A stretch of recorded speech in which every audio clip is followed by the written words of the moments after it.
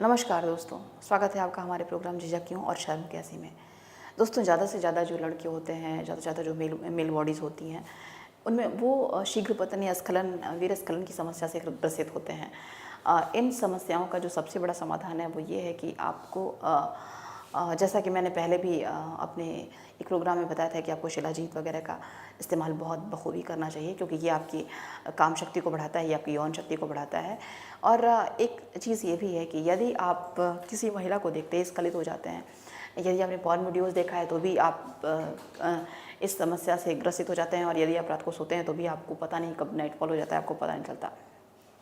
दोस्तों, होना ये चाहिए कि आपको अपना जो स्टेमिना है वो शिलाजीत की दवाइयों को खा करके अपने आप को कंट्रोल करना चाहिए, आपको संभालना चाहिए, क्योंकि आपकी ये जो समस्या है ये अभी तो ठीक है, लेकिन जब आप शादी के बाद ऑन द बेड होने जाते हैं उस वक्त आप में एक घबराहट सी होती है, आप में एक बेचैनी सी होती है कि आप अपनी वाइफ को, अपनी फीमेल पार्टनर को सेटिस्फाइड कर भी पाएंगे या नहीं कर पाएंगे। दोस्तों, यदि आप उन्हें सेटिस्फाइड करना चाहते हैं तो अपनी शीघ्र पतन की समस्या से, अपनी वीरस्खलन की समस्या से निजात पा लीजिए, तभी आप एक बेहतरीन मैरिड लाइफ जी पाएंगे। ज़्यादातर पुरुषों में देखा गया है कि जब कभी वो यूरिनल पास करते हैं तो उनके गुप्तांगों से एक प्रकार का स्राव बाहर की ओर निकलता है, मटमैले रंग का। इसके पीछे कारण ये भी होता है कि वो कहीं ना कहीं बहुत शुरू से, बहुत ही कम एज से उन्होंने एचपी करना शुरू कर दिया होता है। और हस्तमैथुन एक ऐसी चीज़ है जिसे नहीं करना चाहिए आवश्यकता से, क्योंकि यदि आप आवश्यकता से अधिक हस्तमैथुन करते हैं तो आप कई बार कमज़ोरी के शिकार हो जाते हैं। आपके पास जो कुछ भी वीर्य बनता है वो बहुत ही उसमें बड़ी ही ताकत होती है, और वो एक बच्चे को जन्म देने के लिए काफ़ी होता है। तो आप ज़रा सोचिए कि यदि आप हस्तमैथुन करते हैं तो आप कितना बड़ा नुकसान करते हैं, आप इंटरनली कितना वीक हो रहे होते हैं।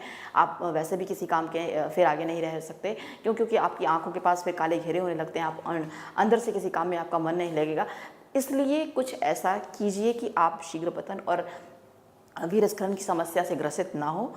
जैसे जैसे आपकी बॉडी में ये चीज़ें होंगी, आपकी शक्ति आपके पास होगी, तो आपको ज़रूरत नहीं पड़ेगी कि हाँ आप बहुत ज़्यादा खुद को परेशान फील करें, क्योंकि इनके ना होने से, ये आपके अंदर की एक ऊर्जा होती है, इनके ना होने से आप चिड़चिड़ापन महसूस करेंगे, आपको कोई चीज़ अच्छी नहीं लगेगी, आप अट्रैक्ट भी बहुत कम हो पाएंगे, और आप चाहेंगे कि बहुत कुछ करना, लेकिन आप कर नहीं पाएंगे। तो दोस्तों, लाइफ को हमेशा बैलेंस में लेकर के चलना चाहिए।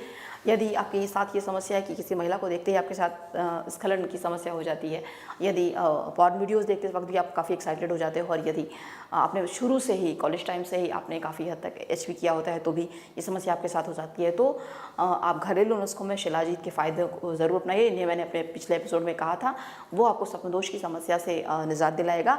और जहाँ तक हो सके बेहद कम एचपी कीजिए, क्योंकि ये आपके अंदर की ऊर्जा को सेव रखने के लिए काफ़ी है। अगर आप एचपी करेंगे तो आपके अंदर की जो ऊर्जा है, जो वीर्य है, वो फालतू निकल जाएगा, जिससे आप आगे चल करके एक संतान को जन्म देने, एक संतान को ग्रूम करने में, अपनी पत्नी के साथ मिलकर एक संतान को उत्पन्न करने में असफल साबित हो सकते हैं। तो दोस्तों, पिता न बनने का एक बड़ा कारण ये भी हो सकता है, वो आपका एचपी करना, आपका शीघ्र पतन होना, या फिर आपका अतिशीघ्र वीरस्खलन होना। तो अपनी ऊर्जा को संभाल करके रखिए।